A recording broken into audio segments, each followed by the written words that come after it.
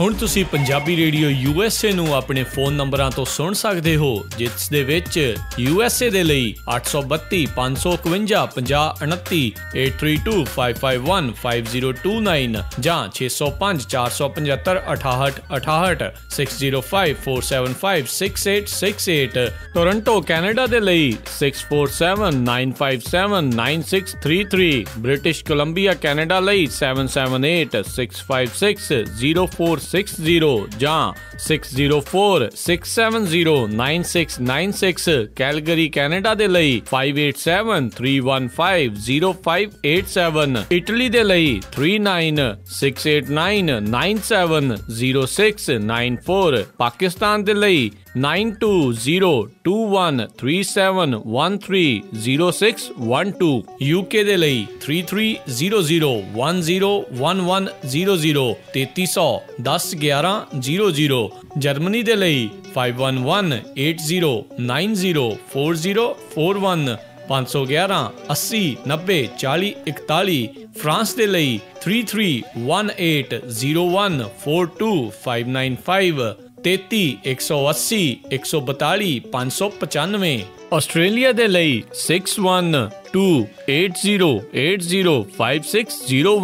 612080805601। ਹੁਣ ਤੁਸੀਂ ਆਪਣੇ ਦੇਸ਼ਾਂ ਦੇ ਵਿੱਚੋਂ ਇਹਨਾਂ ਨੰਬਰਾਂ ਦੇ ਉੱਤੇ ਕਾਲ ਕਰਕੇ ਪੰਜਾਬੀ ਰੇਡੀਓ USA ਨੂੰ ਲਾਈਵ ਸੁਣ ਸਕਦੇ ਹੋ। ਇਸ ਦੇ ਨਾਲ ਹੀ ਤੁਸੀਂ ਖਬਰਾਂ, ਖਬਰ ਤੇ ਨਜ਼ਰ, ਸਿਹਤ ਸੰਭਾਲ ਦਾ ਪ੍ਰੋਗਰਾਮ, ਨਾਨ ਸਟਾਪ ਪੰਜਾਬੀ ਗੀਤ, ਗੁਰਬਾਣੀ ਰੇਡੀਓ, ਸ਼੍ਰੀ ਦਰਬਾਰ ਸਾਹਿਬ ਜੀ ਦੇ ਹੁਕਮਨਾਮਾ ਸਾਹਿਬ ਦੀ ਵਿਆਖਿਆ ਪੰਜਾਬੀ ਅਤੇ ਅੰਗਰੇਜ਼ੀ ਦੇ ਵਿੱਚ, ਵੱਖ-ਵੱਖ ਗੁਰੂ ਘਰਾਂ ਦਾ ਸਿੱਧਾ ਪ੍ਰਸਾਰਣ, ਇਹ ਸਾਰਾ ਕੁਝ ਇਹਨਾਂ ਨੰਬਰਾਂ ਤੇ ਡਾਇਲ ਕਰਕੇ ਸੁਣ ਸਕਦੇ ਹੋ, ਜਾਂ ਸਾਡੀ ਵੈਬਸਾਈਟ www.punjabiradiousa.com ਤੇ ਵੀ ਸੁਣ ਸਕਦੇ ਹੋ। ਸੁਣਦੇ ਰਹੋ ਪੰਜਾਬੀ ਰੇਡੀਓ USA।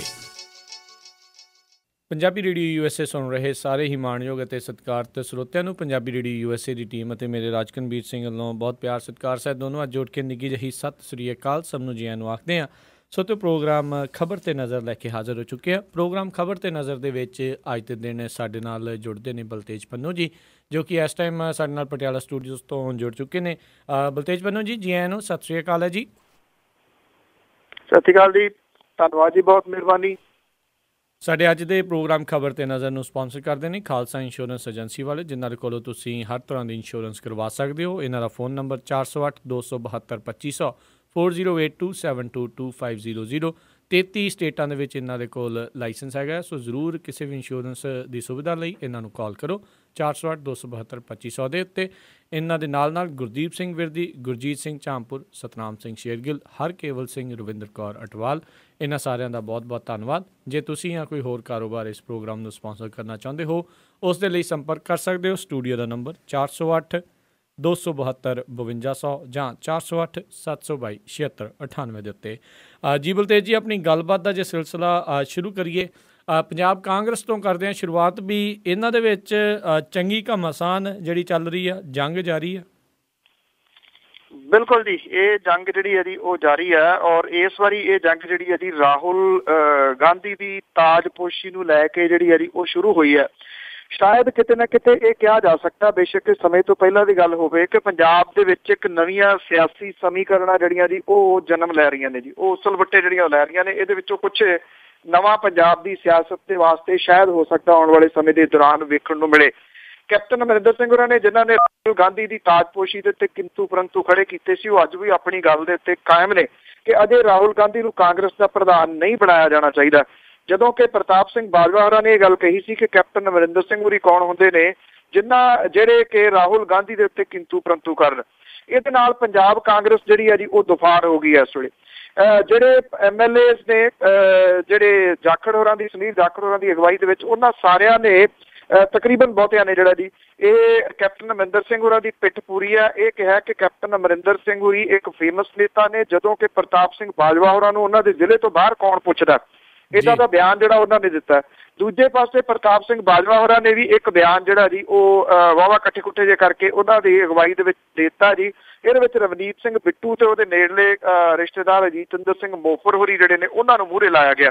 ਸੋ ਪ੍ਰਤਾਪ ਸਿੰਘ ਬਾਜਵਾ ਉਹਦੀ ਵੀ ਜਿਹੜੀ ਕਹਾਣੀ ਹੈ ਇੱਥੇ ਛੱਡਣੀ ਨਹੀਂ ਚਾਹੁੰਦੇ। ਲੱਗਦਾ ਇਉਂ ਆ ਕਿ ਜਿਹੜੀ ਕੇਂਦਰੀ ਹਾਈ ਕਮਾਂਡ ਹੈ ਉਹਨੂੰ ਹੁਣ ਇੱਕ ਪਾਸੇ ਦਾ ਫੈਸਲਾ ਜਿਹੜਾ ਲੈਣਾ ਪੈਣਾ, ਜਾਂ ਤਾਂ ਕੈਪਟਨ ਅਮਰਿੰਦਰ ਸਿੰਘ ਹੋਰਾਂ ਨੂੰ ਉਹ ਪੰਜਾਬ ਕਾਂਗਰਸ ਦਾ ਪ੍ਰਧਾਨ ਬਣਾ ਦੇਣ, ਜਾਂ ਫਿਰ ਕੈਪਟਨ ਅਮਰਿੰਦਰ ਸਿੰਘ ਹੋਰਾਂ ਨੂੰ ਪੰਜਾਬ ਕਾਂਗਰਸ ਤੋਂ ਲਾਂਭੇ ਕਰ ਦੇਣ।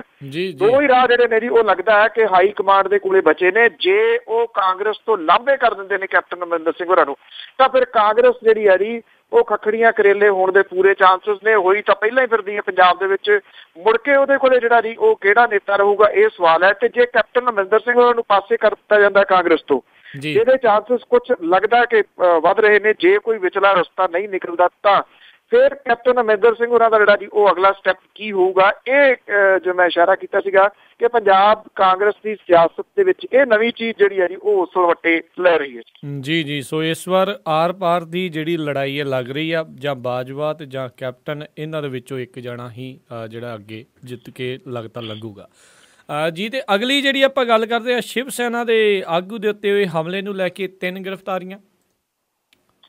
ਬਿਲਕੁਲ ਜੀ, ਇਸ ਮਾਮਲੇ ਦੇ ਵਿੱਚ ਪਹਿਲਾਂ ਜਿਹੜਾ ਵਿਅਕਤੀ ਸੀਗਾ ਜੀ ਕਸ਼ਮੀਰ ਸਿੰਘ, ਉਹਨੂੰ ਗ੍ਰਿਫਤਾਰ ਕੀਤਾ ਸੀਗਾ ਜੀ। 2 ਹੋਰ ਉਹਦੇ ਸਾਥੀ ਜਿਹੜੇ ਨੇ ਜੀ ਉਹਨਾਂ ਦਾ ਪੁਲਿਸ ਰਿਮਾਂਡ ਲਿਆ ਗਿਆ। ਇੱਕ ਤਾਂ ਇੰਦਰਪਾਲ ਸਿੰਘ ਹੈਗਾ ਜੀ ਜਿਹਨੂੰ ਪਟਿਆਲੇ ਦੀ ਪੁਲਿਸ ਨੇ ਗ੍ਰਿਫਤਾਰ ਕੀਤਾ ਤੇ ਗੁਰਦਾਸਪੁਰ ਪੁਲਿਸ ਦੇ ਹਵਾਲੇ ਜਿਹੜਾ ਜੀ ਉਹ ਕਰ ਦਿੱਤਾ ਹੈ। ਉਧਰ ਇੱਕ ਅਨੁਰਾਗ ਹੈ ਜੀ ਉਰਫ ਲਾਲਾ, ਜਿਹਨੂੰ ਕਿ ਬੜੀਆਂ ਠੇਰ ਜ਼ਿਲ੍ਹਾ ਮੁਰਾਦਾਬਾਦ ਉੱਤਰ ਪ੍ਰਦੇਸ਼ ਦੇ ਵਿੱਚੋਂ ਖੰਨੇ ਦੀ ਪੁਲਿਸ ਨੇ ਗ੍ਰਿਫਤਾਰ ਜਿਹੜਾ ਜੀ ਉਹ ਕੀਤਾ, ਤੇ ਉਹਨੂੰ ਛੇਤੀ ਗੁਰਦਾਸਪੁਰ ਦੀ ਪੁਲਿਸ ਨੂੰ ਜਿਹੜਾ ਜੀ ਉਹ ਦਿੱਤਾ ਜਾਊਗਾ ਜੀ। ਇਸ ਮਾਮਲੇ ਦੇ ਵਿੱਚ ਗੁਰਦਾਸਪੁਰ ਦੇ ਹਰਦੋ ਛੰਨੀ ਰੋਡ ਦੇ ਵਾਸੀ ਇੰਦਰਪਾਲ ਸਿੰਘ ਤੇ ਜ਼ਿਲ੍ਹਾ ਗੁਰਦਾਸਪੁਰ ਦੇ ਪਿੰਡ ਵਡਾਲਾ ਗ੍ਰੰਥੀਆਂ ਵਾਸੀ ਗੁਰਜੀਤ ਸਿੰਘ ਨੂੰ ਗ੍ਰਿਫਤਾਰ ਜਿਹੜਾ ਜੀ ਉਹ ਕੀਤਾ। ਇਹਨਾਂ ਦਾ ਪੁਲਿਸ ਰਿਮਾਂਡ ਜਿਹੜਾ ਜੀ ਉਹ ਅਦਾਲਤ ਦੇ ਵੱਲੋਂ ਲਿਆ ਗਿਆ ਜੀ। ਜਦੋਂ 13/1919 ਦੀ ਯਾਦਗਾਰ ਜਿਹੜੀ ਹੁੰਦੀ ਹੈ ਜੀ, ਉਸ ਜਿਹੜਾ ਜਲਿਆਂਵਾਲਾ ਬਾਗ ਦੇ ਵਿੱਚ ਸ਼ਹੀਦ ਹੋਏ ਲੋਕ ਸੀਗੇ ਜੀ ਆਜ਼ਾਦੀ ਦੇ ਉੱਤੇ, ਉਹਨਾਂ ਨੂੰ ਸ਼ਰਧਾਂਜਲੀ ਦੇਣ ਦੇ ਵਾਸਤੇ ਤਾਂ ਮੁੱਖ ਮੰਤਰੀ ਪ੍ਰਕਾਸ਼ ਸਿੰਘ ਬਾਦਲ ਹੋਰੀ ਨਾ ਪਹੁੰਚੇ, ਪਰ ਸ਼ਿਵ ਸੈਨਾ ਦਾ ਆਗੂ ਜਿਹਦੇ ਉੱਤੇ ਹਮਲਾ ਹੋਇਆ ਸੀਗਾ ਜੀ ਉਹਦਾ ਹਾਲ ਚਾਲ ਜਾਣਨ ਦੇ ਵਾਸਤੇ ਉਹ ਹਸਪਤਾਲ ਦੇ ਵਿੱਚ ਜਿਹੜਾ ਜੀ ਉਹ ਜ਼ਰੂਰ ਪਹੁੰਚ ਗਏ। ਤੇ ਉੱਥੇ ਉਹਨਾਂ ਨੇ ਜਿਹੜਾ ਜੀ ਇਹ ਗੱਲ ਕਹੀ ਕਿ ਪੰਜਾਬ ਦੇ ਵਿੱਚ ਅਮਨ ਚੈਨ ਜਿਹੜਾ ਜੀ ਉਹ ਹਰ ਹਾਲ ਦੇ ਵਿੱਚ ਕਾਇਮ ਰੱਖਾਂਗੇ। ਸਵਾਲ ਇਹ ਹੈ ਕਿ ਇਹ ਅਮਨ ਚੈਨ ਦਾ ਚੇਤਾ ਜਿਹੜਾ ਜੀ ਉਹ ਇੱਕ ਪਾਸੜੀ ਕਿਉਂ ਆਉਂਦਾ ਮੁੱਖ ਮੰਤਰੀ ਪ੍ਰਕਾਸ਼ ਸਿੰਘ ਬਾਦਲ ਹੋਰਾਂ ਨੂੰ? ਇਹ ਪਾਰਸ਼ੈਲਿਟੀ ਜਿਹੜੀ ਹੈ ਜੀ ਉਹ ਸਿੱਧੀ ਉਹਨਾਂ ਦੇ ਇਸ ਵਿਜ਼ਿਟ ਦੇ ਵਿੱਚੋਂ ਜਿਹੜੀ ਹੈ ਜੀ ਉਹ ਦਿਖ ਰਹੀ ਹੈ। ਸ਼ਾਇਦ ਉਹਦਾ ਰੀਜ਼ਨ ਇਹ ਹੈ ਕਿ ਇਹ ਜਿਹੜੀ ਸ਼ਿਵ ਸੈਨਾ ਇਹ ਬਾਲ ਠਾਕਰੇ ਵਾਲੀ ਹੈ ਤੇ ਉਹਦੀ ਭਾਈਵਾਲੀ ਜਿਹੜੀ ਹੈ ਜੀ ਉਹ NDA ਦੇ ਨਾਲ ਸੈਕਟਰ ਦੇ ਵਿੱਚ ਹੈਗੀ ਹੈ। ਸ਼ਾਇਦ ਉਹਦੀ ਵਜ੍ਹਾ ਕਰਕੇ ਜਿਹੜਾ ਜੀ ਇਹ ਆਪਣੇ ਜਿਹੜੀਆਂ ਦੋਸਤੀਆਂ ਨੇ ਉਹ ਪਗਾਉਂਦੇ ਫਿਰਦੇ ਨੇ ਪ੍ਰਕਾਸ਼ ਸਿੰਘ ਬਾਦਲ ਹੋਰੀ। ਇਹ ਤੁਸੀਂ ਕਹਿ ਲਓ ਕਿ ਪਤਾ ਨਹੀਂ ਕਿਉਂ ਇਤਿਹਾਸ ਜਿਹੜਾ ਜੀ ਕਿਸੇ ਨਾ ਕਿਸੇ ਟਾਈਮ ਆਪਣੇ ਆਪ ਨੂੰ ਦੁਹਰਾਉਂਦਾ ਜੀ। ਅੱਜ ਗੱਲ ਜਿਹੜੀ ਹੈ ਜੀ 13 ਅਪ੍ਰੈਲ 1919 ਦੀ ਹੈ ਤੇ ਗੱਲ ਜਿਹੜੀ ਹੈ ਜੀ 1978 ਦੀ ਵੀ ਕਿਤੇ ਨਾ ਕਿਤੇ ਹੈ। ਉਦੋਂ ਵੀ ਮੁੱਖ ਮੰਤਰੀ ਪ੍ਰਕਾਸ਼ ਸਿੰਘ ਬਾਦਲ ਹੋਰੀ ਹੀ ਪੰਜਾਬ ਦੇ ਵਿੱਚ ਮੁੱਖ ਮੰਤਰੀ ਸਨ, ਜਦੋਂ ਨਿਰੰਕਾਰੀ ਕਾਂਡ ਜਿਹੜਾ ਸੀਗਾ ਉਹ ਅੰਮ੍ਰਿਤਸਰ ਦੇ ਵਿੱਚ ਹੀ ਹੋਇਆ ਸੀਗਾ ਜੀ। ਉਹ ਵੀ ਉਹਨੇ ਕਿੰਨਾ ਵੱਡਾ ਜਿਹੜਾ ਇੱਕ ਵੱਡਾ ਅਸਰ ਸੀਗਾ ਜੀ ਉਹ ਪੰਜਾਬ ਦੀ ਸਿਆਸਤ ਦੇ ਉੱਤੇ, ਪੰਜਾਬ ਦੇ ਉੱਤੇ ਪਾਇਆ ਕਿ ਅੱਜ ਤੱਕ ਜਿਹੜਾ ਜੀ ਉਹ ਭੁਗਤਣਾ ਪੈ ਰਿਹਾ। ਪਰ ਮੁਸ਼ਕਿਲ ਇਹ ਹੈ ਜੀ ਕਿ ਇਹ ਜਿਹੜੇ ਸਿਆਸੀ ਲੋਕ ਨੇ ਨਾ ਇਹਨਾਂ ਨੇ ਪਿਛਲੇ ਸਮੇਂ ਤੋਂ ਸਿੱਖਿਆ, ਨਾ ਅੱਜ ਜਿਹੜਾ ਜੀ ਇਹ ਸਿੱਖਣ ਦੇ ਵਾਸਤੇ ਕੁਝ ਤਿਆਰ ਨੇ। ਲਾਗੂ ਕੌਣ ਲਾਉਂਦਾ ਜੀ? ਕਹਿਣ ਨੂੰ ਉਹ ਲੋਕਾਂ ਨੂੰ ਕਹਿ ਰਹੇ ਨੇ, ਪਰ ਲਾਉਂਦਾ ਕੌਣ ਫਿਰਦਾ ਜੀ ਇਹ ਵੀ ਕਿਸੇ ਤੋਂ ਲੁਕਿਆ ਛਿਪਿਆ ਨਹੀਂ। ਜੀ ਬਿਲਕੁਲ ਜੀ। ਇਹਨਾਂ ਦੀ ਇਸ ਵਾਰ ਦੀ ਮੁੱਖ ਮੰਤਰੀ ਦੇ ਅਹੁਦੇ ਤੇ ਬਣੇ ਰਹਿਣ ਦੇ ਵਿੱਚ 8 ਹੋਰ ਸਿੱਖ ਜਿਹੜੇ ਨੌਜਵਾਨ ਉਹਨਾਂ ਦੀ ਸ਼ਹੀਦੀਆਂ ਹੋਈਆਂ, ਉੱਥੇ ਇੱਕ ਵਾਰੀ ਵੀ ਜਿਹੜੇ ਆ ਉਹ ਨਹੀਂ ਪਹੁੰਚੇ। ਅਤੇ ਅਗਲੀ ਜੇ ਆਪਾਂ ਗੱਲ ਕਰੀਏ ਲੈਂਡ ਬਿੱਲ ਦੇ ਮਾਮਲੇ ਦੇ ਵਿੱਚ ਸੁਪਰੀਮ ਕੋਰਟ ਨੇ ਸਟੇ ਦੇਣ ਤੋਂ ਮਨਾਹੀ ਕੀਤੀ ਜੀ। ਇਹ ਜਿਹੜਾ ਲੈਂਡ ਬਿੱਲ ਹੈ ਜੀ ਭੂਮੀ ਗ੍ਰਹਿਣ ਆਰਡੀਨੈਂਸ, ਇਹ ਨਵੇਂ ਸਿਰਿਓਂ ਲਿਆਉਣ ਦੀ ਜਿਹੜੀ ਸੰਵਿਧਾਨਿਕਤਾ ਹੈ ਉਹਨੂੰ ਚੁਣੌਤੀ ਦੇਣ ਵਾਲੀ ਕਿਸਾਨ ਜਥੇਬੰਦੀਆਂ ਦੀ ਪਟੀਸ਼ਨ ਦੇ ਉੱਤੇ ਸੁਪਰੀਮ ਕੋਰਟ ਨੇ ਕੇਂਦਰ ਨੂੰ ਨੋਟਿਸ ਜਾਰੀ ਕੀਤਾ, ਪਰ ਆਰਡੀਨੈਂਸ ਦੇ ਉੱਤੇ ਸਟੇ ਨਹੀਂ ਦਿੱਤਾ ਗਿਆ ਜੀ। ਜਸਟਿਸ JS ਖੇਰ ਤੇ SA ਬੋਬੜੇ ਦੇ ਉੱਤੇ ਆਧਾਰਿਤ ਜਿਹੜਾ ਡਿਵੀਜ਼ਨ ਬੈਂਚ ਹੈ ਉਹਨੇ ਸਰਕਾਰ ਨੂੰ ਇਹਦੇ ਬਾਰੇ 4 ਹਫ਼ਤਿਆਂ ਦੇ ਵਿੱਚ ਜਵਾਬ ਦੇਣ ਲਈ ਕਿਹਾ। ਪਟੀਸ਼ਨਰਾਂ ਦਿੱਲੀ ਗ੍ਰਾਮੀਣ ਸਮਾਜ ਤੇ ਹੋਰ ਦੇ ਵਾਸਤੇ ਜਿਹੜਾ ਕਰਦਿਆਂ ਹੋਇਆ ਜਿਹੜੇ ਸੀਨੀਅਰ ਵਕੀਲ ਨੇ ਇੰਦਰਾ ਜੈ ਸਿੰਘ, ਉਹਨੇ ਕਿਹਾ ਕਿ ਸਰਕਾਰ ਨੇ 22 ਮਾਰਚ ਨੂੰ ਰਾਜ ਸਭਾ ਨੂੰ ਆਰਡੀਨੈਂਸ ਦੇ ਮੁੱਦੇ ਖਾਤਰ ਜਾਣ ਬੁੱਝ ਕੇ ਉਠਾਇਆ ਸੀਗਾ। ਉਹਨਾਂ ਨੇ ਇਹ ਵੀ ਕਿਹਾ ਕਿ ਪਹਿਲੀ ਵਾਰੀ ਹੋ ਰਿਹਾ ਜਦੋਂ ਕੋਈ ਆਰਡੀਨੈਂਸ ਇਸ ਤਰੀਕੇ ਦੁਬਾਰਾ ਲਿਆਂਦਾ ਗਿਆ ਹੋਵੇ। ਜੈ ਸਿੰਘ ਨੇ ਬੈਂਚ ਨੂੰ ਬੇਨਤੀ ਕੀਤੀ ਹੈ ਕਿ ਉਹ ਸਰਕਾਰ ਨੂੰ ਆਰਡੀਨੈਂਸ ਮੁੜ ਲਿਆਉਣ ਦੇ ਫੈਸਲੇ ਦੇ ਨਾਲ ਸੰਬੰਧਿਤ ਸਾਰੀਆਂ ਫਾਈਲਾਂ ਅਦਾਲਤ ਦੇ ਵਿੱਚ ਪੇਸ਼ ਕਰਨ ਦੇ ਹੁਕਮ ਜਿਹੜਾ ਉਹ ਦੇਣ। ਇਸ ਬੈਂਚ ਨੇ ਇਹ ਕਿਹਾ ਕਿ ਇਸ ਪੜਾਅ ਤੇ ਉੱਤੇ ਇਹ ਜ਼ਰੂਰੀ ਨਹੀਂ ਸੀਗਾ, ਪਰ ਅਦਾਲਤ ਨੇ ਇਹਦੇ ਉੱਤੇ ਸਟੇ ਜਿਹੜਾ ਦੀ ਉਹ ਦੇਣ ਤੋਂ ਨਾ ਕੀਤੀ ਹੈ। ਪਰ ਧਿਰ ਜ਼ਰੂਰ ਉਹਨੇ ਜਿਹੜਾ ਦੀ ਉਹ ਸੈਂਟਰ ਦੀ ਸਰਕਾਰ ਨੂੰ ਬਣਾ ਲਿਆ ਤੇ ਉਹਨੂੰ ਜਿਹੜਾ ਦੀ ਪੂਰੇ ਕਾਗਜ਼ ਪੱਤਰ ਦੇਣ ਦੇ ਵਾਸਤੇ ਆਖਿਆ ਗਿਆ। ਇਹ ਸਟੇ ਨਾ ਮਿਲਣ ਤੋਂ ਬਾਅਦ ਇਹ ਤਕਰੀਬਨ ਤੈਅ ਹੀ ਹੈ ਜੀ ਕਿ ਇਸ ਮਸਲੇ ਦੇ ਉੱਤੇ ਜਿਹੜੀਆਂ ਐਜੀਟੇਸ਼ਨ ਚੱਲ ਰਹੀਆਂ ਨੇ, ਖਾਸ ਤੌਰ ਦੇ ਉੱਤੇ 22 ਤਰੀਕ ਨੂੰ ਜਿਹੜੀ ਇੱਥੇ ਪਾਰਲੀਮੈਂਟ ਹੈ ਜੀ ਉਹਨੂੰ ਘੇਰਨ ਦਾ ਪ੍ਰੋਗਰਾਮ ਜਿਹੜਾ ਆਮ ਆਦਮੀ ਪਾਰਟੀ ਨੇ ਦਿੱਤਾ ਉਹ ਤੇ 19 ਤਰੀਕ ਨੂੰ ਕਾਂਗਰਸ ਜਿਹੜੀ ਹੈ ਜੀ ਉਹ ਐਜੀਟੇਸ਼ਨ ਦਿੱਲੀ ਦੇ ਵਿੱਚ ਕਰ ਰਹੀ ਹੈ। ਸ਼ਾਇਦ ਇਉਂ ਲੱਗਦਾ ਜੀ ਕਿ ਇਹ ਜਿਹੜੀਆਂ ਐਜੀਟੇਸ਼ਨ ਨੇ ਇਹ ਹੋਣਗੀਆਂ ਤੇ ਇਹ ਇਸ ਮੁੱਦੇ ਦੇ ਉੱਤੇ ਜਿਹੜੀ ਹੈ ਜੀ ਉਹ ਸਿਆਸਤ ਹੋਰ ਭਖੂਗੀ। ਜੀ ਬਿਲਕੁਲ। ਅਤੇ ਅਗਲੀ ਜਿਹੜੀ ਆਪਾਂ ਗੱਲ ਕਰਦੇ ਹਾਂ, ਜਿਹੜੀ ਫਿਲਮ ਨਾਨਕ ਸ਼ਾਹ ਫਕੀਰ ਆ ਉਸ ਦੇ ਉੱਤੇ ਰੋਕ ਜਿਹੜੀ ਆ ਨਹੀਂ ਲਾਈ ਜਾਵੇਗੀ, ਇਹ ਅਦਾਲਤ ਦਾ ਫੈਸਲਾ ਆ। ਅਦਾਲਤ ਨੇ ਇਹਦੇ ਉੱਤੇ ਰੋਕ ਨਹੀਂ ਲਾਈ ਜੀ। ਐਕਚੁਅਲੀ ਇਹ ਜਿਹੜੀ ਇੱਕ ਜਿਹੜੀ ਪਟੀਸ਼ਨ ਸੀ ਉਹ ਪਾਈ ਗਈ ਸੀਗੀ, ਜਿਹੜੀ ਨੋਟਿਸ ਇਹ ਫਿਲਮ ਦੇ ਪ੍ਰਦਰਸ਼ਨ ਤੇ ਪਾਬੰਦੀ ਲਾਉਣ ਦੀ ਮੰਗ ਜਿਹੜੀ ਕਰਦੀ ਇਹ ਪਟੀਸ਼ਨ ਸੀਗੀ ਜੀ। ਪਟੀਸ਼ਨ ਦੇ ਉੱਤੇ ਕਾਰਵਾਈ ਜਿਹੜਾ ਕਰਦਿਆਂ ਹੋਇਆ ਜੀ, ਜਿਹੜੀ ਕਿਉਂਕਿ ਛੁੱਟੀਆਂ ਨੇ ਜੀ ਇਸ ਟਾਈਮ, ਜਿਹੜੇ ਜਸਟਿਸ ਹਰਿੰਦਰ ਸਿੰਘ ਸਿੱਧੂ ਨੇ ਉਹਨਾਂ ਨੇ ਕੇਸ ਦੀ ਸੁਣਵਾਈ 23 ਅਪ੍ਰੈਲ ਤੇ ਪਾਤੀ ਹੈ ਜੀ। ਪੰਜਾਬ ਤੇ ਹਰਿਆਣਾ ਹਾਈ ਕੋਰਟ ਦੇ ਵਿੱਚ ਪਾਈ ਪਟੀਸ਼ਨ ਦੇ ਵਿੱਚ ਲੁਧਿਆਣੇ ਦੇ ਇੱਕ ਵਿਅਕਤੀ ਨੇ ਪਹਿਲਾਂ ਜਿਹੜਾ ਸੀਗਾ ਜੀ ਇਹ ਪਾਬੰਦੀ ਲਾਉਣ ਦੀ ਮੰਗ ਕੀਤੀ ਸੀ ਕਿ ਸਿੱਖ ਧਰਮ ਦੇ ਵਿੱਚ ਗੁਰੂ ਨਾਨਕ ਸਾਹਿਬ ਨੂੰ ਮਨੁੱਖੀ ਜਾਮੇ ਦੇ ਵਿੱਚ ਦਿਖਾਏ ਜਾਣ ਤੇ ਮਨਾਹੀ ਹੈ ਜੀ। ਪੰਜਾਬ ਸਰਕਾਰ DGP ਪੰਜਾਬ CBSE ਵਿਰੁੱਧ ਪਾਈ ਪਟੀਸ਼ਨ ਦੇ ਵਿੱਚ ਪਟੀਸ਼ਨ ਕਰਨ ਵਾਲੇ ਸਤਪਾਲ ਸਿੰਘ ਨੇ ਆਪਣੇ ਵਕੀਲ ਰੰਜਨ ਲਖਨਪਾਲ ਰਾਹੀਂ ਦਾਅਵਾ ਕੀਤਾ ਸੀਗਾ ਕਿ ਗੁਰੂ ਨਾਨਕ ਸਾਹਿਬ ਨੂੰ ਮਨੁੱਖ ਦੇ ਰੂਪ ਦੇ ਵਿੱਚ ਪੇਸ਼ ਕਰਨ ਦੇ ਨਾਲ ਦੁਨੀਆ ਭਰ ਦੇ ਵਿੱਚ ਸਿੱਖ ਭਾਈਚਾਰੇ ਦੀਆਂ ਭਾਵਨਾਵਾਂ ਜਿਹੜੀਆਂ ਜੀ ਉਹਨੂੰ ਠੇਸ ਪਹੁੰਚ ਸਕਦੀ ਹੈ। ਪਟੀਸ਼ਨ ਦੇ ਅਨੁਸਾਰ ਉਹਨਾਂ ਨੇ ਕਿਹਾ ਸੀਗਾ ਕਿ ਮਨੁੱਖੀ ਜਾਮੇ ਦੇ ਵਿੱਚ ਦਿਖਾਉਣਾ ਬੁੱਤ ਪ੍ਰਸਤੀ ਸਿੱਖ ਧਰਮ ਦੇ ਮੂਲ ਸਿਧਾਂਤਾਂ ਦੇ ਉਲਟ ਹੈ ਜੀ। ਪਰ ਪੰਜਾਬ ਹਰਿਆਣਾ ਹਾਈ ਕੋਰਟ ਨੇ ਨਾਨਕ ਸ਼ਾਹ ਫਕੀਰ ਦੇ ਪ੍ਰਦਰਸ਼ਨ ਦੇ ਉੱਤੇ ਰੋਕ ਨਹੀਂ ਲਾਈ। ਪੰਜਾਬ ਸਰਕਾਰ ਤੇ ਹੋਰਾਂ ਨੂੰ ਨੋਟਿਸ ਜਿਹੜਾ ਜੀ ਉਹ ਜ਼ਰੂਰ ਜਾਰੀ ਕਰਤਾ ਔਰ ਇਸ ਨੋਟਿਸ ਦੇ ਨਾਲ ਫਿਲਮ ਦੇ ਉੱਤੇ ਪ੍ਰਦਰਸ਼ਨ ਤੇ ਪਾਬੰਦੀ ਲਾਉਣ ਦੀ ਮੰਗ ਕਰਦੀ ਜਿਹੜੀ ਪਟੀਸ਼ਨ ਹੈ ਉਹਦੇ ਰਾਹੀਂ ਕੀਤਾ ਗਿਆ। ਹੁਣ ਫਿਲਮ ਜਿਹੜੀ ਕਿ 19 ਤਰੀਕ ਨੂੰ ਰਿਲੀਜ਼ ਹੋਣ ਦੀ ਗੱਲ ਜਿਹੜੀ ਹੈ ਜੀ ਉਹ ਕਹੀ ਜਾ ਰਹੀ ਹੈ। ਸੋ ਜਿਹੜਾ ਵਿਰੋਧ ਪ੍ਰਦਰਸ਼ਨ ਨੇ ਜੀ ਉਹ ਵੀ ਵਧੇ ਨੇ ਜੀ। ਰਾਸ਼ਟਰਪਤੀ ਪ੍ਰਧਾਨ ਮੰਤਰੀ ਤੱਕ ਨੂੰ ਜਿਹੜੀਆਂ ਚਿੱਠੀਆਂ ਨੇ ਉਹ ਵੱਖ-ਵੱਖ ਜਥੇਬੰਦੀਆਂ ਨੇ ਲਿਖੀਆਂ ਨੇ ਇਹਦੇ ਸਬੰਧ ਦੇ ਵਿੱਚ। ਦੇਖਦੇ ਹਾਂ ਜੀ ਕਿ ਇਸ ਫਿਲਮ ਦਾ ਜਿਹੜਾ ਜੀ ਉਹ ਕੀ ਬਣਦਾ। ਵੈਸੇ ਬੇਸ਼ੱਕ ਅਦਾਲਤ ਨੇ ਇਹਦੇ ਉੱਤੇ ਰੋਕ ਜਿਹੜੀ ਹੈ ਜੀ ਉਹ ਨਹੀਂ ਲਾਈ, ਪਰ ਹਾਲ ਦੀ ਘੜੀ ਜਿਸ ਤਰੀਕੇ ਨਾਲ ਵਿਰੋਧ ਹੋ ਰਿਹਾ ਲੱਗਦਾ ਕਿ ਚਾਂਸਸ ਜਿਹੜੇ ਉਹ ਘੱਟ ਨੇ ਕਿ ਇਹ ਫਿਲਮ ਰਿਲੀਜ਼ ਹੋਊਗੀ। ਜੀ ਵੈਸੇ ਤਾਂ ਵਿਸਾਖੀ ਦਾ ਦਿਨ ਆ, ਜਿਹੜੇ ਕਹਿੰਦੇ ਜੀ ਕਿਸਾਨ ਖੁਸ਼ ਹੁੰਦੇ ਆ, ਪਰ ਇਹ ਜਿਹੜੀ ਵਿਸਾਖੀ ਹੈ ਕੋਈ ਕਿਸਾਨਾਂ ਦੇ ਲਈ ਬਹੁਤੀ ਖੁਸ਼ੀ ਦਾ ਕਾਰਨ ਨਹੀਂ ਬਣ ਰਹੀ। ਫਸਲਾਂ ਵੀ ਰੁਲ ਰਹੀਆਂ ਤੇ ਦੂਜੇ ਪਾਸੇ 2 ਹੋਰ ਕਿਸਾਨਾਂ ਨੇ ਨਿਰਾਸ਼ ਹੋ ਕੇ ਖੁਦਕੁਸ਼ੀ ਕੀਤੀ। ਬਿਲਕੁਲ ਜੀ, ਸ਼ਾਇਦ ਇਸ ਤਰ੍ਹਾਂ ਦੀ ਵਿਸਾਖੀ ਜਿਹੜੀ ਇਹਨਾਂ ਦੀ ਬਹੁਤ ਘੱਟ ਹੋਈਆਂ ਹੋਣਗੀਆਂ ਜੀ। ਮੈਂ ਤਾਂ ਆਪਣੀ ਸੁਰਤ ਦੇ ਵਿੱਚ ਨਹੀਂ ਦੇਖੀ। ਜਦੋਂ ਮੀਂਹ ਤੇ ਗੜਿਆਂ ਦੇ ਨਾਲ ਕਿਸਾਨ ਜਿਹੜੇ ਨੇ ਜੀ ਉਹਨਾਂ ਦੀਆਂ ਫਸਲਾਂ ਬਹੁਤੀਆਂ ਜਿਹੜੀਆਂ ਨੇ ਉਹ ਖਰਾਬ ਹੋ ਗਈਆਂ ਹੋਣ, ਸੂਬੇ ਦੀ ਸਰਕਾਰ ਸੈਂਟਰ ਦੀ ਸਰਕਾਰ ਜਿਹੜੀ ਹੈ ਜੀ ਉਹਨਾਂ ਦੀ ਬਾਂਹ ਨਾ ਫੜ ਰਹੀ ਹੋਵੇ। ਉੱਤਰ ਪ੍ਰਦੇਸ਼ ਦੇ ਵਿੱਚ ਤਾਂ ਕਿਸਾਨਾਂ ਦੇ ਨਾਲ ਇਹੋ ਜਿਹਾ ਮਜ਼ਾਕ ਇੱਕ ਹੋਰ ਕੀਤਾ ਗਿਆ ਕਿ 75 ਰੁਪਈਏ ਤੇ 150 ਰੁਪਈਏ ਦੇ ਚੈੱਕ, 200 ਰੁਪਈਏ ਦੇ ਚੈੱਕ ਜਿਹੜੇ ਉਹਨਾਂ ਨੂੰ ਦਿੱਤੇ ਗਏ ਆ ਮੁਆਵਜ਼ੇ ਦੇ। ਇਹ ਤੋਂ ਵੱਧ ਤਾਂ ਉਹਨਾਂ ਦੇ ਅਕਾਊਂਟ ਖੁਲਾਉਣ ਤੇ ਪੈਸੇ ਜਿਹੜੇ ਉਹ ਲੱਗ ਜਾਣੇ ਆ।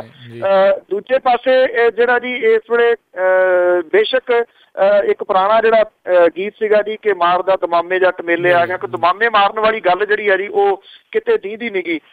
ਕਿਸਾਨ ਜਿਹੜਾ ਜੀ ਉਹ ਨਿਰਾਸ਼ ਬਿਲਕੁਲ ਹੋਇਆ ਬੈਠਾ ਜੀ। ਕਈ ਲੋਕ ਜਿਹੜੇ ਨੇ ਕਿਸਾਨ ਉਹ ਆਪਣੀ ਕਣਕ ਦੀ ਵਾਢੀ ਜਿਹੜੀ ਉਹ ਲੇਟ ਇਸ ਕਰਕੇ ਕਰੀ ਜਾ ਰਹੇ ਨੇ ਕਿ ਸ਼ਾਇਦ ਗਰਦੌਰੀਆਂ ਜਿਹੜੀਆਂ ਹੋਣਗੀਆਂ ਤੇ ਉਹਨਾਂ ਨੂੰ ਕੁਝ ਮੁਆਵਜ਼ਾ ਜਿਹੜਾ ਜੀ ਉਹ ਮਿਲ ਸਕਦਾ, ਜਿਹਦੇ ਚਾਂਸਸ ਜਿਹੜੇ ਉਹ ਬਹੁਤ ਘੱਟ ਦਿੰਦੇ ਨੇ ਜੀ। ਕੇਂਦਰ ਦੀ ਸਰਕਾਰ ਦੇ ਵੱਲੋਂ ਕੋਈ ਆਸ ਜਿਹੜੀ ਆ ਉਹ ਨਹੀਂ ਦਿੰਦੀ। ਉਹ ਤਾਂ ਬੈਠੀ ਹੋਈ ਹੈ ਖਰਾਬੇ ਦੇ ਉੱਤੇ ਕਿ 50% ਖਰਾਬਾ ਹੋਊਗਾ ਤਾਂ ਜਿਹੜਾ ਦੀ ਕਰਾਂਗੇ। ਹਾਲਾਂਕਿ ਬੇਸ਼ੱਕ ਪ੍ਰਧਾਨ ਮੰਤਰੀ ਨੇ ਐਲਾਨ ਕੀਤਾ ਸੀਗਾ ਕਿ 33% ਖਰਾਬੇ ਵਾਲੀ ਗੱਲ ਕਰਤੀ ਹੈ, ਪਰ ਉਹ ਐਲਾਨ ਕਾਗਜ਼ਾਂ ਦੇ ਵਿੱਚ ਹੀ ਜਾਪਦਾ ਜੀ। ਸੁਨਾਮ ਨੇੜਲੇ ਪਿੰਡ ਚੱਠਾ ਨਨੇੜਾ ਦੇ ਵਾਸੀ ਇੱਕ ਕਿਸਾਨ ਨੇ ਰਾਤੀ ਫਾਹਾ ਲੈ ਲਿਆ ਜੀ। 66 ਸਾਲਾ ਜਿਹੜਾ ਜੀ ਸੁਖਦੇਵ ਸਿੰਘ ਸੀਗਾ ਜੀ, ਉਹਨੇ ਆਪਣੇ ਕਮਰੇ ਦੇ ਵਿੱਚ ਖੁਦਕੁਸ਼ੀ ਜਿਹੜੀ ਹੈ ਜੀ ਉਹ ਕੀਤੀ। ਸਵੇਰੇ ਇਸ ਪਰਿਵਾਰ ਨੂੰ ਜਿਹੜਾ ਜੀ ਉਹ ਪਤਾ ਲੱਗਿਆ।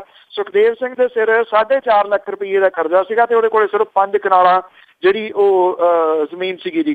ਔਰ ਮਾਨਸਾ ਜ਼ਿਲ੍ਹੇ ਦੇ ਪਿੰਡ ਜਵਾਰਕੇ ਦੇ ਇੱਕ ਕਿਸਾਨ ਆ ਜੀ ਕਰਮਜੀਤ ਸਿੰਘ, ਉਹਨੇ ਟ੍ਰੇਨ ਦੇ ਮੂਹਰੇ ਆ ਕੇ ਜਿਹੜੀ ਹੈ ਜੀ ਉਹ ਖੁਦਕੁਸ਼ੀ ਕਰ ਲਈ ਹੈ। ਇਹਦੇ ਉੱਤੇ ਵੀ 8 ਲੱਖ ਰੁਪਈਆ ਜਿਹੜਾ ਉਹ ਕਰਜ਼ਾ ਸੀਗਾ। ਉਹ 6 ਭੈਣਾਂ ਦਾ ਭਰਾ ਸੀਗਾ ਤੇ 3 ਬੱਚਿਆਂ ਦਾ ਜਿਹੜਾ ਸੀਗਾ ਉਹ ਪਿਓ ਸੀਗਾ।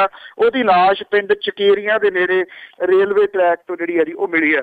ਸੋ ਵਿਸਾਖੀ ਦੇ ਜਿਹੜੇ ਜਸ਼ਨ ਨੇ ਉਹ ਕਿਵੇਂ ਮਨਾਏ ਜਾ ਸਕਦੇ ਨੇ, ਜਦੋਂ ਕਿ ਵਿਸਾਖੀ ਜਿਹੜੀ ਆ ਬੇਸ਼ੱਕ ਇਹਦਾ ਇੱਕ ਧਾਰਮਿਕ ਪੱਖ ਬਹੁਤ ਵੱਡਾ ਹੈ। 1699 ਵਾਲੀ ਜਿਹੜੀ ਵਿਸਾਖੀ ਹੈ, ਜਾਂ ਇੱਕ ਜਿਹੜਾ ਜੀ ਆਜ਼ਾਦੀ ਦੇ ਨਾਲ ਜੁੜਿਆ ਹੋਇਆ 1919 ਵਾਲਾ ਪੱਖ ਵੀ ਹੈ। ਪਰ ਵਿਸਾਖੀ ਜਿਹੜੀ ਹੈ ਜੀ ਇਹਦੀ ਪੁਰਾਤਨ ਪ੍ਰਥਾ ਜਿਹੜੀ ਹੈ ਜੀ ਉਹ ਇਹ ਹੈ ਕਿ ਕਿਸਾਨ ਜਿਹੜਾ ਉਹਦੀ ਫਸਲ ਆਉਂਦੀ ਹੈ ਤੇ ਉਹ ਖੁਸ਼ੀ ਦੇ ਵਿੱਚ ਹੀ ਜਿਹੜਾ ਜੀ ਉਹ ਦਮਾਮੇ ਮਾਰਦਾ ਸੀਗਾ। ਪਰ ਇਸ ਵਾਰੀ ਖੁਸ਼ੀ ਜਿਹੜੀ ਹੈ ਜੀ ਉਹ ਗਾਇਬ ਲੱਗਦੀ ਹੈ ਕਿਸਾਨਾਂ ਦੇ ਚਿਹਰਿਆਂ ਤੋਂ। ਉਹਨਾਂ ਨੂੰ ਫਿਕਰ ਜਿਹੜਾ ਜੀ ਉਹ ਆਪਣੇ ਪਰਿਵਾਰ ਦਾ, ਆਪਣੇ ਬੱਚਿਆਂ ਦੇ ਭਵਿੱਖ ਨੂੰ ਲੈ ਕੇ ਹੈ ਕਿ ਉਹਨਾਂ ਦਾ ਬਣੂਗਾ ਕੀ, ਜਿਹਦੇ ਉੱਤੇ ਬੱਦਲ ਤੇ ਬਾਦਲਾਂ ਦੀ ਮਾਰ ਪਈ ਹੈ। ਜੀ ਜੀ ਜੀ। ਅਤੇ ਅਗਲੀ ਜਿਹੜੀ ਆਪਾਂ ਗੱਲ ਕਰਦੇ ਹਾਂ, ਹਰਿਆਣੇ ਦੇ ਵਿੱਚ ਰਾਮਦੇਵ ਨੂੰ ਜਿਹੜਾ ਜੀ ਝੰਡੀ ਵਾਲੀ ਕਾਰ, ਲਾਲ ਬੱਤੀ ਵਾਲੀ ਜਿਹੜੀ ਹੈ ਜੀ ਕਾਰ ਜਿਹੜੀ ਮਿਲ ਰਹੀ ਆ। ਇਹ ਜਿਹੜਾ ਹਰਿਆਣੇ ਦੀ ਸਰਕਾਰ ਦੇ ਵੱਲੋਂ ਫੈਸਲਾ ਜਿਹੜਾ ਜੀ ਉਹ ਕੀਤਾ ਗਿਆ ਕੈਬਨਿਟ ਦੇ ਵੱਲੋਂ, ਔਰ ਇਹਦੇ ਵਿੱਚ ਇਹ ਆਖਿਆ ਗਿਆ ਜੀ ਕਿ ਇੱਕ ਤਾਂ ਜਿਹੜਾ ਰਾਮਦੇਵ ਹੈ ਜੀ ਉਹਨੂੰ ਜਿਹੜਾ ਕੈਬਨਿਟ ਮੰਤਰੀ ਦੇ ਬਰਾਬਰ ਦਾ ਦਰਜਾ ਜਿਹੜਾ ਜੀ ਉਹ ਦਿੱਤਾ ਗਿਆ ਜੀ। ਕੈਬਨਿਟ ਮੰਤਰੀ ਦਾ ਜਿਹੜਾ ਦਰਜਾ ਦੇਣ ਤੋਂ ਬਾਅਦ ਉਹਨੂੰ ਝੰਡੀ ਵਾਲੀ ਕਾਰ ਮਿਲ ਗਈ ਜੀ, ਔਰ ਉਹਦੇ ਨਾਲ ਲਾਲ ਬੱਤੀ ਜਿਹੜੀ ਹੈ ਜੀ ਉਹ ਇਹਨੂੰ ਮਿਲੂਗੀ ਜੀ। 21 ਜੂਨ ਨੂੰ ਕਰਨਾਲ ਦੇ ਵਿੱਚ ਰਾਜ ਪੱਧਰੀ ਕੌਮਾਂਤਰੀ ਯੋਗ ਦਿਵਸ ਹੋ ਰਿਹਾ, ਔਰ ਹਰਿਆਣਾ ਸਰਕਾਰ ਜਿਹੜੀ ਹੈ ਜੀ ਉਹਨੇ ਬ੍ਰਾਂਡ ਅੰਬੈਸਡਰ ਬਣਾਇਆ ਰਾਮਦੇਵ ਨੂੰ। ਔਰ ਇਹ ਆਖਿਆ ਜਾ ਰਿਹਾ ਜੀ ਕਿ ਸੂਬੇ ਦੇ ਵਿੱਚ ਵੱਖ-ਵੱਖ ਜ਼ਿਲ੍ਹਿਆਂ 'ਚ ਨੌਜਵਾਨ ਜਿਹੜੇ ਨੇ ਉਹ ਇਸ ਯੋਗਾ ਦੇ ਵਿੱਚ ਜਿਹੜਾ ਜੀ ਉਹ ਹਿੱਸਾ ਲੈਣਗੇ। ਜਿਹੜੀਆਂ ਅਸਲ ਸਮੱਸਿਆਵਾਂ ਨੇ ਜੀ ਉਹਨਾਂ ਨੂੰ ਭੁੱਲ ਕੇ ਰਾਮਦੇਵ ਵਰਗਾ ਬੰਦਾ ਜਿਹੜਾ ਕਿ ਮੁੰਡੇ ਜੰਮਣ ਦੀਆਂ ਦਵਾਈਆਂ ਵੇਚੀ ਜਾਂਦਾ ਜੀ, ਜਾਂ ਜਿਹੜੀਆਂ ਦਵਾਈਆਂ ਉਹ ਦੂਸਰੀਆਂ ਵੇਚਦਾ, ਉਹਦਾ ਉਹ ਕੋਈ ਟੈਕਸ ਜਿਹੜਾ ਜੀ ਨਹੀਂ ਦਿੰਦਾ ਸਰਕਾਰ ਨੂੰ, ਉਸ ਬੰਦੇ ਨੂੰ ਏਦਾਂ ਬ੍ਰਾਂਡ ਅੰਬੈਸਡਰ ਲੈ ਲੈਣਾ, ਉਹਨੂੰ ਝੰਡੀ ਵਾਲੀ ਕਾਰ ਦੇਣੀ, ਉਹਨੂੰ ਲਾਲ ਬੱਤੀ ਜਿਹੜੀ ਹੈ ਜੀ ਉਹ ਦੇਣੀ। ਇਹ ਕਿੱਧਰ ਦੀ ਸਿਆਣਪ ਹੈ ਜੀ, ਪਤਾ ਨਹੀਂ ਮਨੋਹਰ ਲਾਲ ਖੱਟਰ ਵਰਾਂ ਦਾ ਦਿਮਾਗ ਜਿਹੜਾ ਜੀ ਉਹ ਕਿਸ ਪਾਸੇ ਵੱਲ ਗਿਆ ਹੋਇਆ ਕਿ ਸੂਬੇ ਦੇ ਉੱਤੇ ਖਰਚ ਕਰਨ ਤੋਂ ਬਿਨਾਂ ਉਹ ਬੰਦਾ ਜੀ ਜਿਹੜਾ ਆਪਣੀ ਗੱਲ ਦੇ ਉੱਤੇ ਟਿਕਣ ਵਾਲਾ ਹੀ ਨਹੀਂ, ਜਦੋਂ ਮੁਸੀਬਤ ਪੈਂਦੀ ਹੈ ਸੂਟ ਪਾ ਕੇ ਭੱਜ ਜਾਂਦਾ ਜਨਾਨੀਆਂ ਵਾਲੇ, ਉਸ ਬੰਦੇ ਨੂੰ ਉਹ ਚੁੱਕ ਕੇ ਜੀ ਬ੍ਰਾਂਡ ਅੰਬੈਸਡਰ ਜਿਹੜਾ ਜੀ ਬਣਾ ਦਿੱਤਾ ਗਿਆ। ਪਤਾ ਨਹੀਂ ਕਿਹੜੀ ਚੀਜ਼ ਜਿਹੜੀ ਹੈ ਉਹਦੀ ਪ੍ਰਮੋਟ ਕੀਤੀ ਜਾ ਰਹੀ ਹੈ। ਯੋਗਾ ਸਿਖਾਉਣ ਦੇ ਵਾਸਤੇ ਰਾਮਦੇਵ ਦੀ ਤਾਂ ਜ਼ਰੂਰਤ ਨਹੀਂ ਗੀ ਜੀ, ਉਹ ਤਾਂ ਕੋਈ ਵੀ ਜਿਹੜਾ ਟੀਚਰ ਆ ਉਹ ਸਿਖਾ ਸਕਦਾ। ਪਰ ਇਹ ਹੁੰਦਾ ਜੀ ਕਿ ਜਿਹੜੀਆਂ ਅਸਲ ਸਮੱਸਿਆਵਾਂ ਹੁੰਦੀਆਂ ਨੇ ਉਹਨਾਂ ਤੋਂ ਧਿਆਨ ਡਾਈਵਰਟ ਕਰਨ ਦਾ ਇਹ ਬਿਹਤਰ ਤਰੀਕਾ ਰਾਜਨੀਤਿਕ ਲੋਕ ਜਿਹੜੇ ਉਹ ਲੱਭਦੇ ਰਹਿੰਦੇ ਨੇ ਕਿ ਉਹ ਤੋਂ ਬਿਲਕੁਲ ਪਾਸੇ ਕਰ ਦਿਓ ਲੋਕਾਂ ਨੂੰ, ਔਰ ਨਵੀਂ ਜਿਹੜੀ ਚੀਜ਼ ਆ ਜੀ ਉਹ ਸਾਹਮਣੇ ਲਿਆ ਦਿਓ ਤਾਂ ਕਿ ਲੋਕਾਂ ਨੂੰ ਸੋਚਣ ਦਾ ਮੌਕਾ ਹੀ ਨਾ ਮਿਲੇ। ਜੀ ਜੀ ਜੀ। ਸੁਣ ਰਹੇ ਆਪਾਂ ਪ੍ਰੋਗਰਾਮ ਖਬਰ ਤੇ ਨਜ਼ਰ ਪੰਜਾਬੀ ਰੇਡੀਓ USA ਦੇ ਉੱਤੇ। ਸਾਡੇ ਅੱਜ ਦੇ ਇਸ ਪ੍ਰੋਗਰਾਮ ਨੂੰ ਵਿਸ਼ੇਸ਼ ਤੌਰ 'ਤੇ ਸਪਾਂਸਰ ਕਰਦੇ ਨੇ ਟਰੱਕਿੰਗ ਮਲਟੀ ਸਰਵਿਸਿਜ਼ ਵਾਲੇ। ਟਰੱਕਿੰਗ ਮਲਟੀ ਸਰਵਿਸਿਜ਼ ਵਾਲੇ ਤੁਹਾਨੂੰ ਫੈਕਟਰਿੰਗ ਦੀਆਂ ਸੇਵਾਵਾਂ ਪ੍ਰਦਾਨ ਕਰਦੇ ਹਨ। ਫੈਕਟਰਿੰਗ ਦੀਆਂ ਸੇਵਾਵਾਂ ਲੈਣ ਦੇ ਨਾਲ ਲੋਡ ਲਾਉਂਦਿਆਂ ਸਾਰ ਇਨਵੋਇਸ ਦੇ ਕੇ ਸੇਮ ਡੇ ਤੁਸੀਂ ਪੈਸੇ ਜਿਹੜੇ ਆ ਉਹ ਲੈ ਸਕਦੇ ਹੋ, ਡਾਲਰ ਜਿਹੜੇ ਤੁਹਾਨੂੰ ਮਿਲ ਜਾਣਗੇ। ਉਸ ਦੇ ਪ੍ਰਤੀ ਜਾਣਕਾਰੀ ਪ੍ਰਾਪਤ ਕਰਨ ਦੇ ਲਈ ਕਾਲ ਕਰੋ ਨੰਬਰ 408 272 2600 408 272 2600। ਅਤੇ ਅਗਲੀ ਜਿਹੜੀ ਗੱਲ ਕਰਦੇ ਹਾਂ ਮੈਡੀਕਲ ਸਟੋਰਾਂ ਨੂੰ ਲੈ ਕੇ ਆ ਵੀ ਬਹੁਤੇ ਜਿਹੜੇ ਮੈਡੀਕਲ ਸਟੋਰ ਆ ਅਯੋਗ ਵਿਅਕਤੀ ਚਲਾ ਰਹੇ ਨੇ।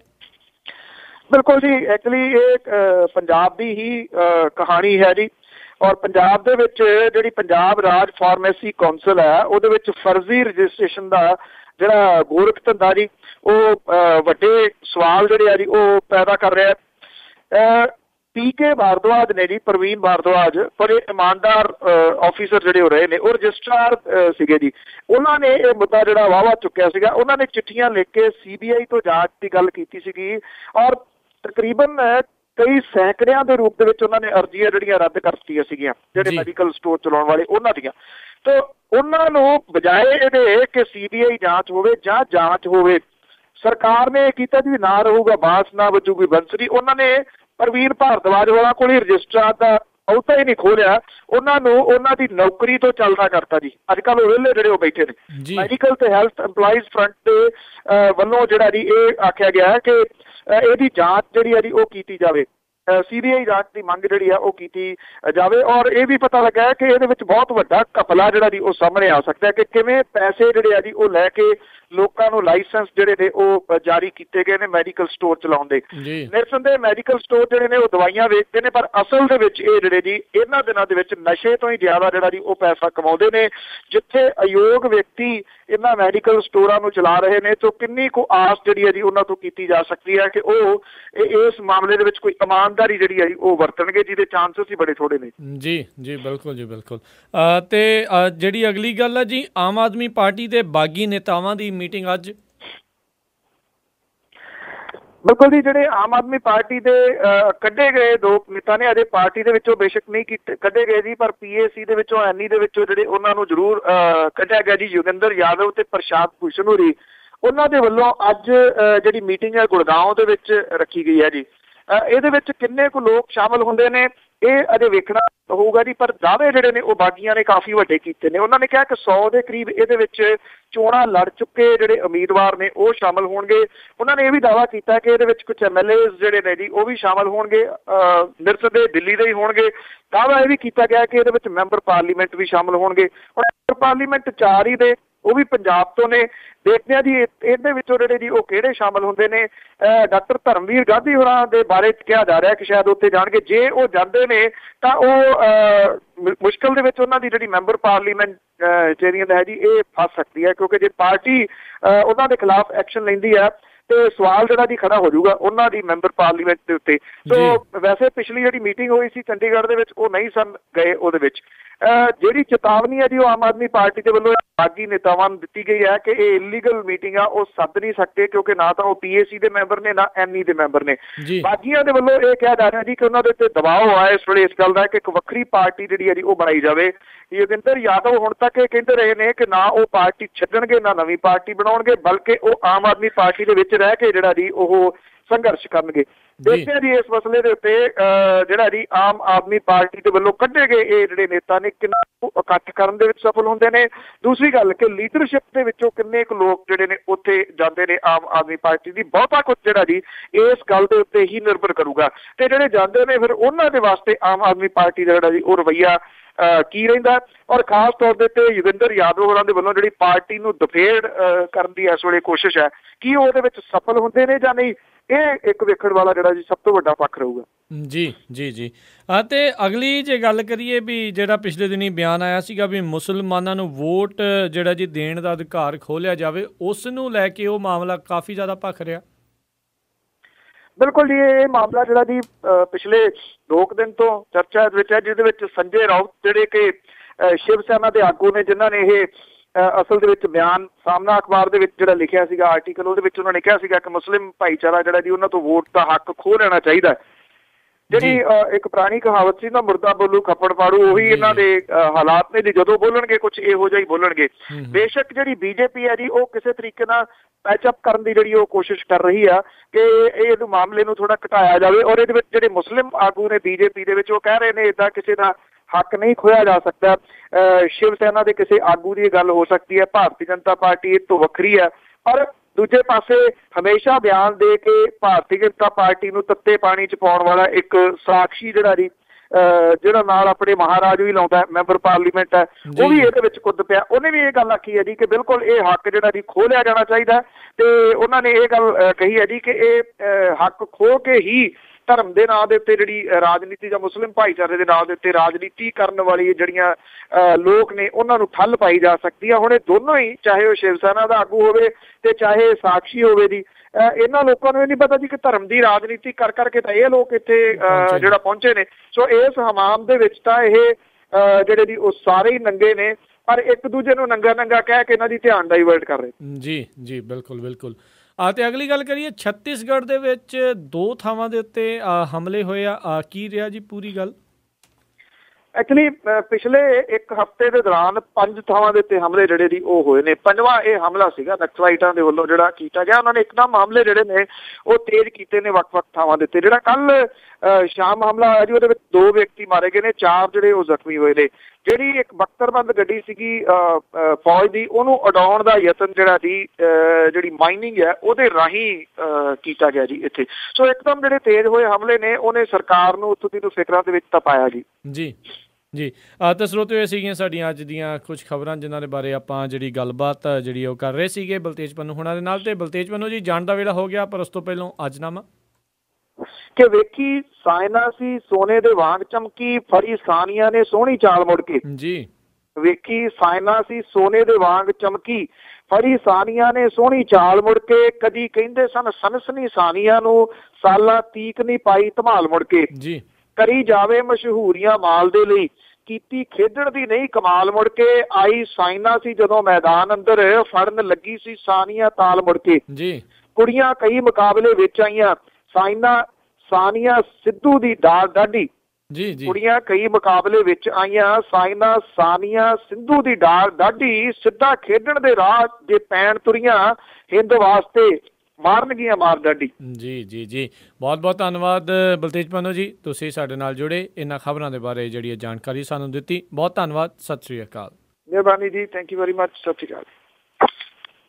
ਤਾਂ ਸਰੋਤਿਓ, ਸੁਣ ਰਹੇ ਸੀ ਆਪਾਂ ਅੱਜ ਦਾ ਇਹ ਪ੍ਰੋਗਰਾਮ ਖਬਰ ਤੇ ਨਜ਼ਰ ਪ੍ਰੋਗਰਾਮ ਹੁਣ ਇੱਥੇ ਹੀ ਸਮਾਪਤ ਹੁੰਦਾ ਹੈ। ਹੁਣ ਮੈਨੂੰ ਰਾਜਕਨਵੀਰ ਸਿੰਘ ਨੂੰ ਵੀ ਇਜਾਜ਼ਤ ਦਿਓ। ਮੇਰੇ ਵੱਲੋਂ ਵੀ ਆਪ ਸਭ ਨੂੰ ਬਹੁਤ ਪਿਆਰ ਸਤਿਕਾਰ ਸਹਿਤ ਦੋਨੋਂ ਜੋੜ ਕੇ ਨਿੱਘੀ ਜਿਹੀ ਸਤਿ ਸ਼੍ਰੀ ਅਕਾਲ। ਜਿਹਨੇ ਵਾਸਤੇ ਰਿਓ, ਹੱਸਦੇ ਖੇਲਦੇ ਰਹੋ ਤੇ ਸੁਣਦੇ ਰਹੋ ਜੀ ਪੰਜਾਬੀ ਰੇਡੀਓ USA।